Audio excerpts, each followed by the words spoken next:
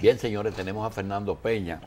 Le hemos pedido que venga porque hay algunos comentarios que quisiéramos oír de su boca. Fernando, realmente cuando la izquierda decidió ir la primera vez a elecciones, que vimos algunos lemas interesantes de personas que Peña Gómez aglutinó en una gran alianza, también vimos algunos que se negaron a asistir a elecciones y enarbolaron aquella famosa frase de la independencia se logra con violencia y se decidieron no ir. Realmente hoy día, en que tú tienes ex líderes de izquierda importantes que realmente militaron y dirigieron movimientos de izquierda de buena fe y decidieron deponer sus principios y se integraron al sistema democrático representativo. Pero, por otra parte, ese mismo sistema está en deterioro en algunas naciones. Tú coges en España, tú coges Venezuela, ya tuvo resultados tangibles, como fue el caso de Chávez. Por otro lado, Fidel Castro le entrega a Estados Unidos Cuba, otra vez se lo devuelve. Realmente en República Dominicana, no vamos a meter porque la respuesta es que cada país tiene su propia condición, realidad. Pregunta, ¿cómo tú ves el sistema político dominicano? ¿Tripartita, bipartita o dictadura de partido?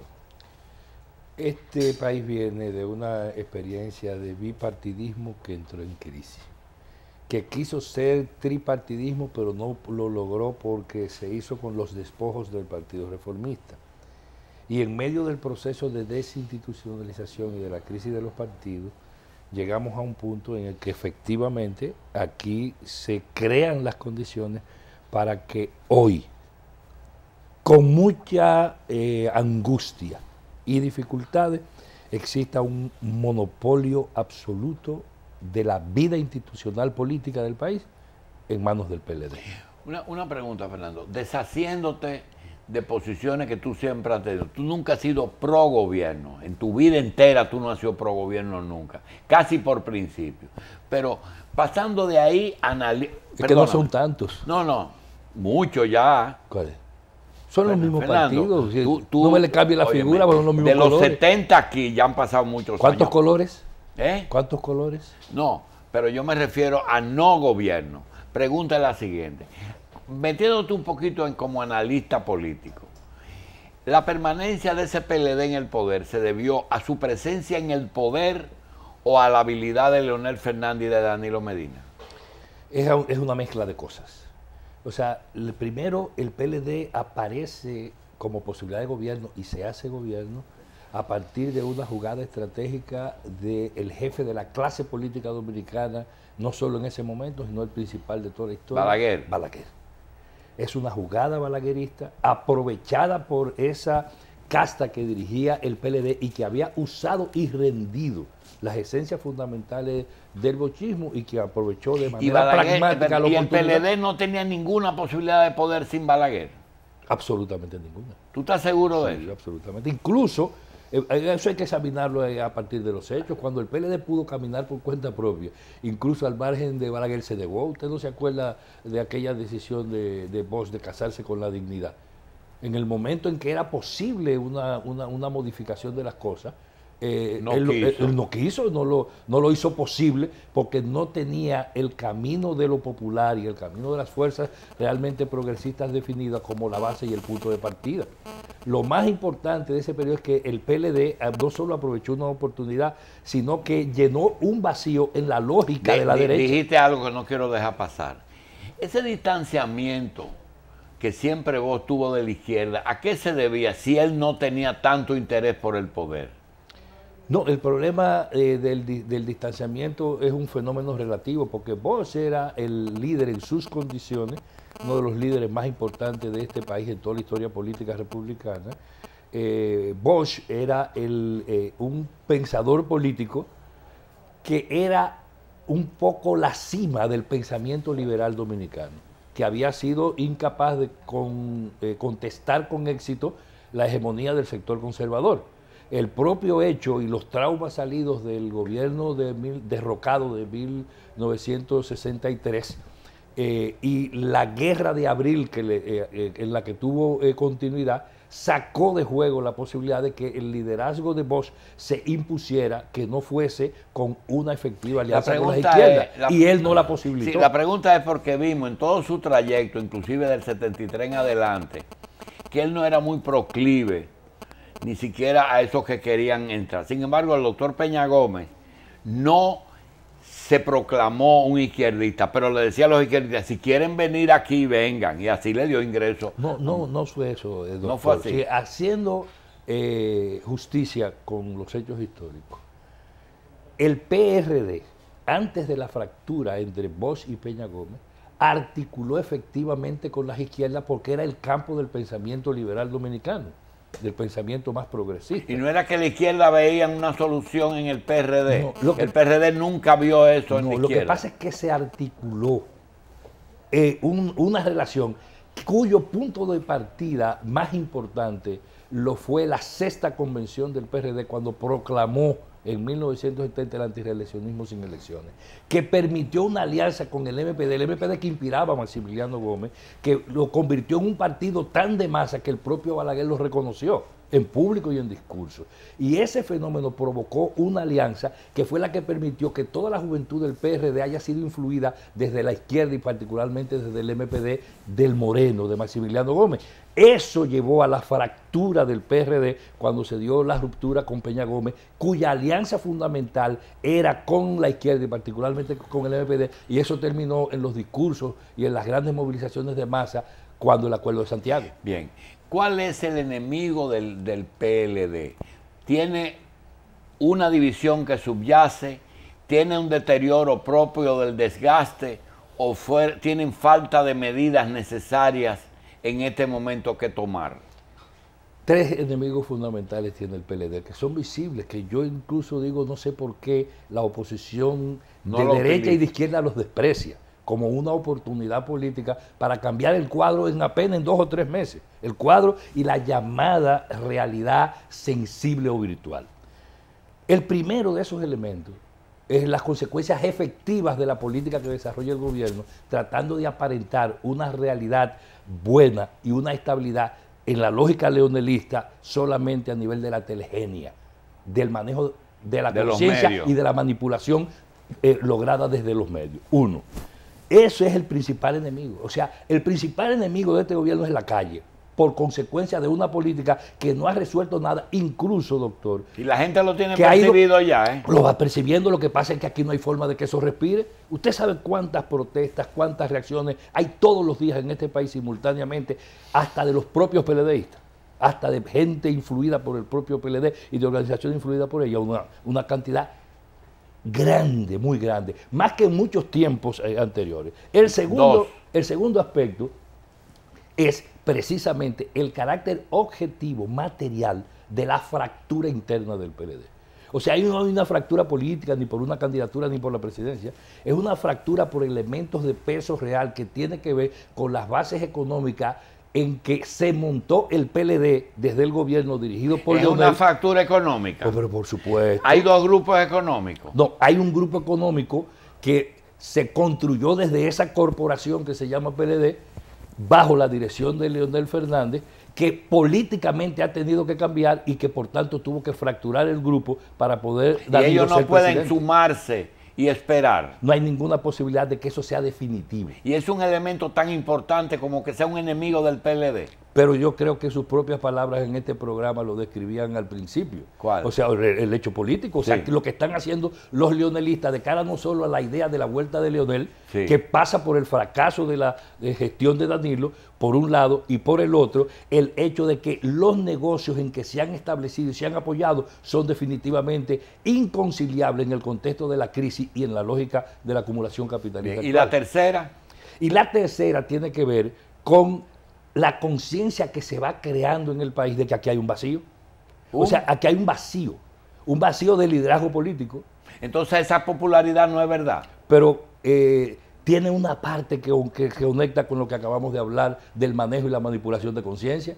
Porque eso hicieron creer. Leonel era, así como Trujillo fue inmorible hasta después de muerto, Leonel parecía inderrotable. Entonces, ¿qué es lo que pasa? Si usted toma los últimos informes de Latino Barómetro, recuerda que todas las instituciones no solo están en el piso, sino en el descrédito. Que el sistema de partido nadie los recompone en la conciencia colectiva aquí. Los PLD, PRD, todos, incluyendo el PLD. Pero cuando ve el presidente, lo ponen en otras condiciones ligeramente arriba. Pero cuando usted analiza lo que habla de cuál es el país más que piensa más a la derecha, piensa entonces que es uno de ellos es República Dominicana. Y eso es verdad, ¿eh? No, que este es el país más derechista de América. No, no creo que sea, yo no creo que eso responda a la verdad. Yo creo que ahí hay un manejo orientado a la construcción de actores políticos en América Latina. ¿Por qué hay países que salieron y no están en la encuesta de Latino Barómetro? ¿Por qué? ¿Por qué esas mismas cosas no se aplican todos los valores y las encuestas a Venezuela, por ejemplo, a Bolivia? Paréntesis. Leonel está peor que Balaguer en el 62, cuando se fue huyendo a la nunciatura. Leonel está peor que Balaguer cuando se enfrenta a Bosch en el 66. Leonel está peor que Balaguer cuando viene ciego en el 86. Doctor, la política se nutre de realidades y mi parecer, mi opinión, examinando experiencias y pensando en lo que es la tendencia a la crisis decenal, o sea, aquí cada 10 años hay una situación de sacudimiento, 10 años más o menos, no es exacto, sí. Pueden ser 9, pueden ser 11 y hasta 12. Si usted analiza, Balaguer fue electo aquí con el 13% de la votación y fue electo presidente democráticamente, con el 13.5 en algún momento. Porque este sistema de partido permite que las minorías puedan gobernar. Incluso aquí estos partidos no son tan grandes cuando cuentan los votos finales. Pero sí, cuando usted se apoya en la población del país, en la población en edad de votar, en el padrón electoral, usted se da cuenta que efectivamente no son tan masas como eran antes. Ahora, en el caso de Leonel está maltrecho políticamente, pero en el marco de una institucionalidad en deterioro progresivo. Leonel está cercado desde el punto de vista político por razones internas de la política y del manejo de los grupos de poder, porque es el competidor fundamental de los grupos económicos tradicionales y de los grupos del poder tradicional, porque Leonel acumuló el poder de un grupo económico hecho sobre la base del uso y en el apoyo del Estado y fundamentado en la corrupción y en el tráfico de influencia, que le permite hoy competir con grupos como el de los Vicines, que es un grupo que tiene 100 años. Pero ¿cómo es posible que un hombre que se fue con tanto prestigio, haya llegado a niveles tan bajos? ¿Fue que le crearon esa situación o que él mismo se la creó? No, es un conjunto de factores que influyen, que son consecuencia del manejo del poder. En el caso, por ejemplo, de Leonel, convenía a Leonel a la lógica de la dominación norteamericana en la región. No importa que le haya hecho jueguitos tan bonitos como el de Honduras, cuando la presión le vino a Leonel sobre lo de Petrocaribe, cuando Zelaya. Porque ahí a quien sirvió ese carácter diplomático y diligente en la política exterior dominicana, a quien le sirvió fue a la lógica del imperio para garantizar, quitar del medio el fenómeno Honduras, con Zelaya. Traerlo aquí no fue una ayuda, sino una cooperación con Estados Unidos. Todo es parte del juego, pero la posición dominicana a lo que sirvió fue la lógica norteamericana de legitimar el golpe de Estado de Zelaya. Sí. Bueno, que lo salvó, que a lo mejor lo salvó de la muerte. Bueno, pues no estamos hablando de un acto humanitario, sino de un análisis político. Un acto político. Entonces, en ese sentido, Leonel Fernández, en lo personal, no es un problema de que esté mal o no en las encuestas, es un problema de cómo se desenvuelven los grupos económicos y los grupos de poder de facto en la República Dominicana en el marco de una institucionalidad donde las cosas son absolutamente diferentes. Y si él compitió con esos grupos, ¿por qué esos grupos de él no le están respondiendo ahora? Porque es un problema de, como dicen los franceses, de la realpolitik. O sea, es lo concreto. Si cuáles son los intereses, aquí lo que está en juego son intereses, no figuras. Ese es uno de los grandes errores en el marco del análisis político dominicano, que el problema se mide entre Leonel, Danilo, Hipólito, Abinader. No es eso. La carrera no le empuja el bateador designado, sino el que está en el home, ¿verdad? Pero por supuesto. Ese es el gran problema. Eso es lo fundamental. Entonces, al final de la jornada hay que hacer un análisis de la política real. Si hacemos análisis por lo que dicen los medios de comunicación, mira, que hay que sentarse, que hay que esperar 50 años, caer en la lógica que incluso han caído sus particulares últimos análisis. Entonces, mira, aquí no hay fórmula, aquí es Danilo y punto. No, eso depende. Es un cuadro político. Es verdad que la oposición no saca una gata a hacer su necesidad ahora mismo. No saca mía, sí. Pero eso depende. Pero yo le voy a decir algo. Escúchame. Estados Unidos, vamos a hacerlo global para después irnos a lo local. Estados Unidos se ha caracterizado por desarmar cosas sin saber el relevo. Se fue a Medio Oriente, desarmó 5 países, desarmado, lo destruyó sin importarle lo que venía detrás y sin tener relevo. Y donde tenían el relevo era peor de lo que había. Los hermanos musulmanes, para ellos, no para mí, los hermanos musulmanes, lo de Libia, lo de Siria, lo pararon los rusos. Y la lógica petrolera siguió igual en esa misma región. Pero, o se apuntaló ahora, afirmando la perspectiva bien, norteamericana. Vamos a otra cosa. Aquí, si Leonel no le sirve, ¿quién le sirve? Porque tú tienes que tener el bateador designado. No, yo no le he dicho que no le sirve, doctor. Yo he dicho que el análisis hay que hacerlo más allá de las personas. Los norteamericanos han sido en el manejo de la política muy pragmáticos. Y los norteamericanos apuestan que en este país, sobre todo en el marco de una región donde Haití no sabe probablemente lo que van a hacer, óigame lo que le voy a decir, voy a aprovechar lo que se va a decir. En algunos meses, probablemente en 2 meses, si la tendencia de los acontecimientos en Haití apunta a que la presidencia, a partir de la conclusión del proceso ahora en noviembre, octubre, noviembre, de Haití, si la presidencia de Haití la gana el que está en los primeros lugares en las encuestas, las condiciones internas de Haití, políticas, van a variar, la política norteamericana va a cambiar y los problemas con la República Dominicana van a crecer, no porque aumente la agresividad de Haití, sino porque los norteamericanos van a presionar para una confrontación que pueda complicar la realidad que se le hace inmanejable a Haití si Moïse Janchar, que está en primer lugar en las encuestas, hechos por los grupos de poder, estoy hablando ACA y Billu Group, sale ganador de esas elecciones. Vamos a guardar eso que acabas de decir. Vamos a una pausa y regresamos con Fernando Peña. César Pichardo siempre nos trae esas cosas buenas, ¿verdad? Sí. Señores, en este programa, Revista 110, esta semana se han producido 2 expresiones que nosotros las vamos a guardar. El ministro de Obras Públicas, en una expresión no común de él, nos dijo que él estaba plenamente seguro de que el presidente Danilo Medina iba a tener un superávit fiscal antes de finalizar este periodo constitucional. Y Fernando Peña nos acaba de decir algo que se suma a esas expresiones que hay que guardar, de que puede que lo que ocurre en Haití no modifique Haití la agenda dominicana, que haga que Estados Unidos asuma posiciones frente al gobierno dominicano producto de los resultados de las elecciones en Haití. Eso lo guardamos y vamos entonces a pasar a este último segmento con Fernando para que nos diga, Fernando, los años que tienes en política te dan el derecho de, aunque no puedes gobernar porque no nos los han otorgado el voto popular, sí tenemos el derecho a analizar cosas.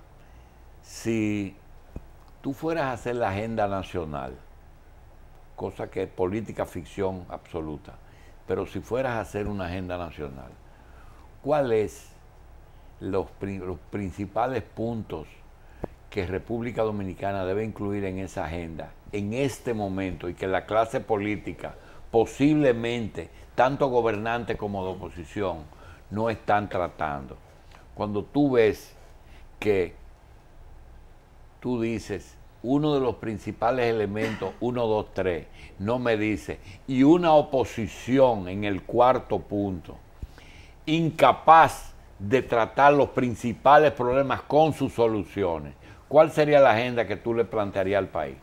Primero, estoy de acuerdo con su afirmación de que tenemos una oposición entera, desde la derecha, el centro hasta la izquierda, entera, que ha caído en el gancho y en la trampa de seguir la lógica que le impone la conducción política actual del país, que los saca de juego, porque no tienen como referencia la realidad, sino juegan, discuten y bailan la música y la agenda que le impone el gobierno.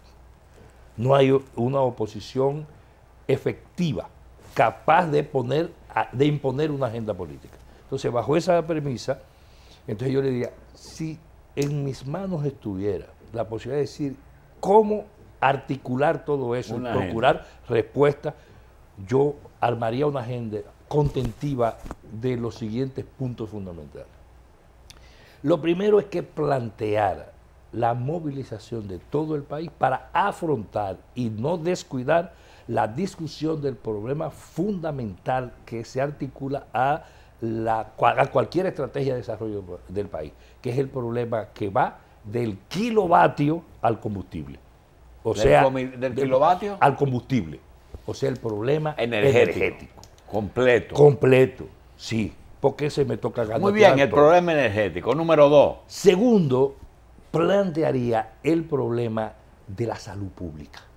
Salud pública. La salud, de la salud. Salud moviéndola desde la asistencia social estatal hasta el sistema de seguridad social público y terminando en la regulación de lo privado. 3. Incorporando de manera particular el problema de la medicina. Bien, tenemos energía y salud. 3. 3. Plantearía el problema de la seguridad ciudadana. 4. Plantearía el problema medioambiental, centrado en el tratamiento del problema minero, de los contratos y de la transparencia del sector. Completo. Completito. Quinto, plantearía el problema del salario en la actualidad, el salario y la tarifa eléctrica, como dos demandas. ¿Salario solo o integrado a otros elementos económicos? Porque el salario en sí no tiene ningún valor. Cuando yo digo el salario, me refiero a dos referencias. Uno, la intervención del Estado para el control, la regulación y el manejo del tema de los precios, porque el salario hacia arriba, sin control de precios y sin una orientación política en ese sentido, lo que hace es que pone la cosa más difícil. Esos son los 6 puntos. Sí. Y el problema del empleo asociado a ese tema del salario. Eso obliga a que el gobierno tenga que plantear otras políticas. Yo digo, si el país se une alrededor de eso y presiona la política pública, la agenda política se cambia y todos los cuadros, las estadísticas y las encuestas varían de inmediato. ¿Usted sabe por qué? Porque las políticas que se desarrollan ahora no ofrecen soluciones a esos problemas, sino que lo empeoran. Sí, hay una cosa. Lo que tú has planteado son temas políticos, todos. Y hay 2 temas que me extrañó que no incluyeras. Y la pregunta es, Haití, presupuesto y endeudamiento, fiscal, no lo mencionas. De todas esas cosas, los 6 más los 3 que yo añadí, ¿cuáles son inalcanzables porque vienen sus efectos desde afuera? Lo que pasa es que yo no caí. Son elementos que son parte de la discusión y yo sí los planteé. Sí. Si yo discuto el problema eléctrico, yo estoy discutiendo el problema de la deuda. Elemental. Aquí el petróleo ha bajado, en el mundo ha bajado a $40 el barril, ¿no es cierto? Sí. Está en los medios. Y tenemos el dólar controlado, y usted estaba tirándole piropo al gobernador del Banco Central, ¿verdad? La estabilidad económica, macroeconómica de este país. Tenemos el dólar controlado en 46. Ocurre que cuando el dólar estaba a 49, la gasolina estaba a 99 hace más de 15 años. Eso lo dicen los hipolitistas. No, pero ¿es verdad o no es verdad? Dígame si el dato es falso. Sí, pero habían otros No, factores. está bien, pero el dato no es falso. Si solo es así. No, escúcheme, pero el dato no es falso. Es verdadero. Por suerte usted lo admite. Sí. Entonces, sin embargo, hoy es así. ¿Qué ha pasado? Yo le estoy poniendo un ejemplo. Le hice esa relación y le puse un ejemplo. Después que el dólar bajó, ¿cuánto hemos ahorrado o dejado de pagar o de gastar por ese concepto? El combustible. Si el gobierno hubiera estado pagando el combustible a como estaba el petróleo antes, no como subió al máximo, sino como se mantuvo más estable, ahora, el gobierno se ha ahorrado en 8 meses alrededor de 500 y tantos millones de dólares. Si usted dice, estoy hablando de energía y de combustible, si usted dice, pero además tienen el compromiso de pagar e ir honrando compromisos en el manejo y el negocio de la energía que le implican otros 500 millones de dólares. ¿Qué ha pasado con eso? Y mientras tanto, usted se va al Congreso y digamos, ¿cuántos préstamos, en dólares por supuesto, y hasta en euros, se han hecho en el país en esos mismos 8 meses? Entonces, aquí si yo discuto el problema de la comida, el problema de la salud, el problema energético, yo discuto el problema de la deuda. ¿Qué es lo que ocurre? Que aquí nos manejamos con maximalismo. Si yo le planteo al país, movilizar este país por el problema de la deuda, sabiendo que esta es una economía pobre, limitada, con dificultades, una economía de un país subdesarrollado, además mal manejado, con la lógica de la estafa dirigiéndolo. Si yo le pongo como consigna a la nación el problema de la deuda, ¿yo soy capaz de movilizar el país? No, mire, la gente se va a movilizar aquí, ni siquiera es porque se haga o no Punta Catalina. ¿Usted sabe por qué? Porque está clarito que si yo puedo producir, el principal componente que influye en el costo de la energía ahora mismo es el combustible. Y si el combustible me bajó tan dramáticamente, ¿por qué yo no afecto la tarifa? Muy bien, ¿me entiende la lógica? Sí, Fernando, la gente debe entender que sí se puede mover. Yo quiero terminar con esto. Para nosotros resulta relativamente fácil terminar este programa. Escúcheme, pero yo le compro los 3 puntos. Digo, siendo así, no, el país es literalmente imposible movilizarle sí, pero por los 9. Vamos para allá, sin movilizar a nadie. Nosotros cogemos... Cuando digo movilizarle, no quiere decir salir a quemar No, de expresarse. Nosotros nos vamos de aquí. Y presionar también. Nosotros vamos de aquí, prendemos la Z, oímos qué dicen en la Z. No, prendemos la revista. No, pero cuando salgamos de aquí prendemos la Z, don Alvarito dice 3 malas palabras, nosotros nos reímos muchísimo, llamamos una gente de Montecristi, dice 3 cosas, en la noche cogemos la CNN, cogemos la prensa europea, a ver qué está diciendo, cómo está España, cuánta gente se está metiendo en Europa, el problema migrante, y al otro día cogemos el listín, el Caribe y venimos a hacer pronunciamientos. Pero cuando tú dices, tengo un presupuesto que tenemos que resolver, ¿cuáles son los puntos? Impuestos. ¿Podemos poner más impuestos ¿En este país? Sí. Claro que sí. Ok, podemos poner más... Pero déjeme terminar. Bueno, nos vamos para allá. Que la gente no entienda que yo estoy planteando que le pongan a usted Sí. un impuesto. Sí. Por ejemplo, los impuestos a la ganancia. ¿A la? A la ganancia. Ok. A la gran propiedad. A la ganancia capital. Pero claro. Seguro. ¿Podemos poner más? Sí. ¿Podemos endeudarnos más? Sí, siempre hay capacidad de endeudarnos, individual y como país. Esa es una lógica de Podemos ahorrar en que no haya un espacio, un vacío entre los 8,000 pesos del salario mínimo y los 400,000 pesos del retiro. Que te voy a decir algo, Fernando. Tú eres un hombre que compra una camisa cuando la necesita y si te la regalan. Pero si tú te pones a ver, 100,000 pesos no es cuarto para vivir. Sí. El que tiene hijos en la escuela, suenan duro, pero no es nada. Una familia promedio para vivir decente necesita alrededor de 40 ya. Sí, ¿no? pero que sepan eso. Y la otra es la inversión extranjera. ¿Cómo tú vas a hablar de inversión extranjera si estás diciendo, nosotros no queremos minería? No queremos, porque todo es atenta yo no he dicho eso. Muy bien. Al contrario, yo quiero minería. Nosotros queremos... una minería responsable. Sí, pero tú lo que me vas a decir, yo quiero que lean los contratos en el Congreso. Pero usted no quiere que lo lea. Sí, yo quiero que lo Pues lean. aquí no hay que ser transparente y democrático. Muy bien, entonces, la pregunta es la siguiente. En estos minutos, ¿es fácil sentarse a analizar 7 o 10 puntos que hemos mencionado?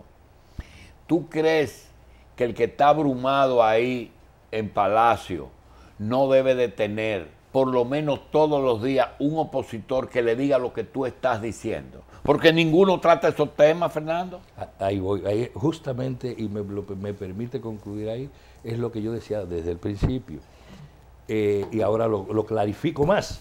O sea, el gran problema es que aquí, siguiendo la lógica de quienes gobiernan y quienes dominan, se deja que ellos pongan la agenda. Yo lo que estoy proponiendo es que desde la oposición, desde las izquierdas, desde el campo popular y progresista, desde el ciudadano, pongamos otra agenda. Mire, yo no quiero, mira, este país tiene que defenderse, tiene que tener regularidad, instituciones que funcionen, controlar su migración, pero el problema fundamental aquí es si entra o sale un haitiano. O es el problema de la electricidad, de la comida, de estas 9 cosas que hablamos. Hablamos de las 9 cosas y no mencionamos ese problema. Porque ni lo mencioné yo ni lo mencionó usted, por una razón, porque con ese tipo de cosas nos entretienen para que siga lo que está destruyendo este país a una velocidad impresionante. ¿Cuál?